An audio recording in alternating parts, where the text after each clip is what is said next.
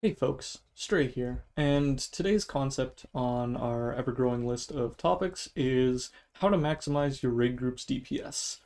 Obviously, I can't make you press buttons better, but the goal of today's video is to walk you through some simple concepts that players of all skill levels can understand and take home to hopefully improve the DPS of your group overall, whether that be individual performance or working together as a team. Without further ado, let's continue into the video. The first and single most important piece of content involving maximizing your group's DPS is your ABCs. This stands for always be casting. Essentially, the concept boils down to always have the GCD rolling. What I mean by that is doing your basic 1-2-3 combo. Especially on Dark Knight, it's literally just 1-2-3. You just keep these buttons rolling. You'll see them as your GCDs are these buttons with the little golden, orange, I don't know what color they are, dashed lines around them, dotted lines around them, and you can see a clock rolling around them. You've got some on the Blood Spiller over there as well, and I've got Living Shadow has them. Basically, anything with this little cooldown clock in it is called a GCD or a global cooldown, and this is your core to the core to your rotation. You want to keep these going constantly. As soon as that's up, you want to be queuing another GCD. This will be the most important thing to keep your DPS rolling. It doesn't matter if you do your rotation properly, as long as you're pressing a button, you're going to be doing more damage than people who aren't pressing a button. So that's the first concept we're going to go over, and we'll talk more about optimal rotations afterwards and weaving. The second most important concept, in my opinion, is mechanical consistency. A live DPS is better than dead DPS, and especially when failing mechanics in the last couple of tiers here has led to damage downs instead of vulns like they used to, it really is more punishing to fail mechanics in terms of your group's DPS as a whole. So I think getting comfortable and doing mechanics properly is more important to your group's DPS as a whole than greeting that one extra GCD and then either catching a damage down or dying.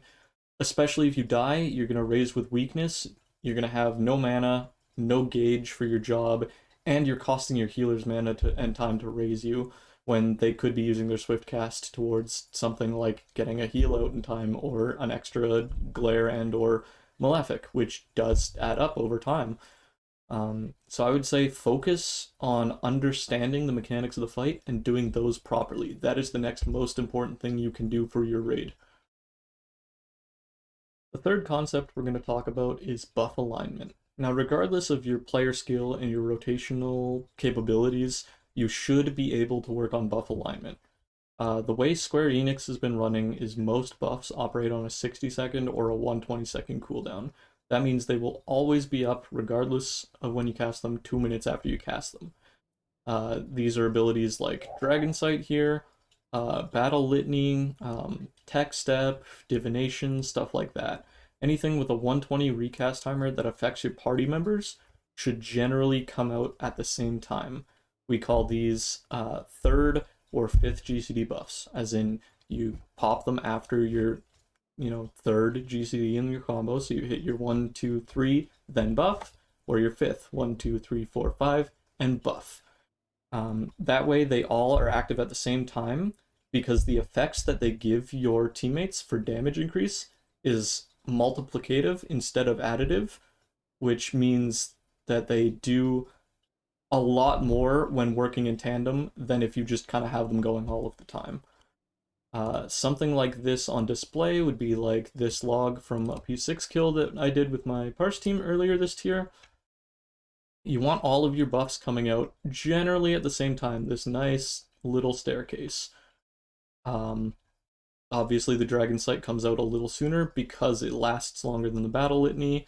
You still get the full overlap of the Battle Litany, the Divination, and the Chain Strat with the Dragon Sight. These little blue rectangles indicate what is caught under the buffs, and you can go down the timeline and see the GCDs caught. You want something looking like this nice straight line with your buffs. That will help your team do so much more damage. Over here we got a little out of line with my litany. I had to drift it over a bit. That's fine. Still, everything is pretty much in line with a little bit of staircasing. And then over here, a little more staircasing as drift happens over the fight, but still mostly overlapping and catching the important things like the Setsugeka and then the Tsubame Gaishi, etc. This will maximize your group's DPS a lot. If you can get your buffs aligned to the same time and catching the same abilities, you get that multiplicative bonus, and you'll see a marked improvement in the raid DPS as a whole. Following on the coattails of aligning your buffs and proper buff alignment, I also want to talk briefly about pot windows. So pots, or tinctures in Final Fantasy, are a consumable with a 4.5-minute recast time that increases your main damage stat for your class. You know, Tincture of Strength means my strength will go up by 10%, dexterity, intellect, mind, etc. A pot window is something where you pop your potion during this time so that it adds its buff to the pre-existing party buffs, and you see a marked improvement in your DPS. Pretty straightforward. To further extrapolate on pot windows, these are generally points in the fight when people have a lot of job gauge to spend and the damage peaks a lot higher. An example of this would be P5 fight I did with Alex. Pot windows are typically seen in the opener, so very beginning of the fight. This is because jobs that don't need to build a gauge and just start with their full complement to unload can dump absolutely everything they have in the opener for a ton of damage. This also works well because with a 4.5-minute recast time, you want to be able to have as much time elsewhere in the fight to pick an optimal pot timing. The openers, typically pretty standard. Depending on the length of the fight and the kill time, you could see 2-minute, 8-minute buffs, etc., stuff like that. But for now, we'll focus on an opener pot and a reopener pot window. So this is the opener pot window. We start rolling into the fight, usually second GCD, boom, pops his pot. Right after that, next GCD, all the party buffs start coming out. Boom, he dumps his gauge and all his OGCDs. Off global cooldown abilities, weaves. These are these things down here that generally have a higher potency than your GCD, and you can fit them in between GCDs. This is called weaving. It's a concept we'll talk about later. The next part of the fight where we pot is called the second pot window, and this is going to be all the way, so we skip all these reopeners, skipping, boom, we went all the way at the end. This happens because he's able to get 6 edges in with all the extra weaves. This does a ton more damage than if he were to pot over here on the 2-minute where he only has 5 edges, etc. Generally, your next big pot window will be at the 6-minute mark because it is the next 2-minute window that everybody has their full gauge and 120-second party buffs after the pot comes off cooldown, right? With a 4.5-minute cooldown, if you pop it on the opener, the next like buff window it'll come up off is the 5-minute. And while 60-second buffs do exist, most classes have 120-second buffs. So to maximize how many people's buffs you're catching in your team, it's better to do it on a 2-minute window. So opener and 6-minute is the most common segment for a pot window. I've already gone over it in detail in my gearing up video week prior to this, but raid food is the next most important thing.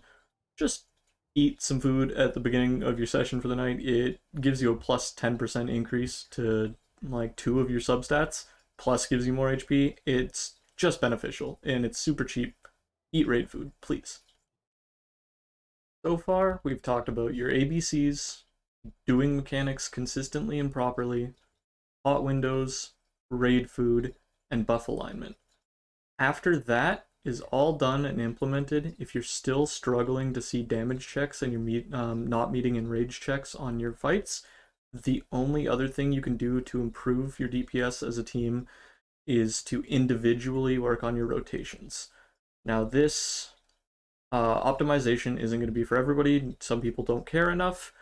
That's fine. It's up to you as a group to decide how optimal in your rotations you want to be, but you should be at least working on weaving a little bit here and there. You don't have to do double weaves and most optimal alignments. As long as you keep your buffs aligned and you keep pressing the buttons, you should do enough to clear.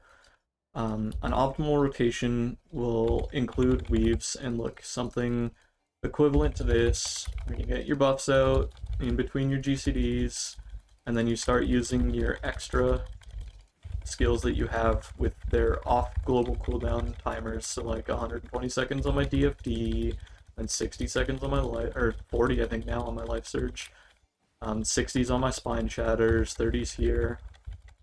You're going to be rolling your GCD, and you're going to be using your extra skills wherein they fit. The balanced Discord that I've talked about in every single video I've posted probably will tell you more specifically what your class needs for optimal play.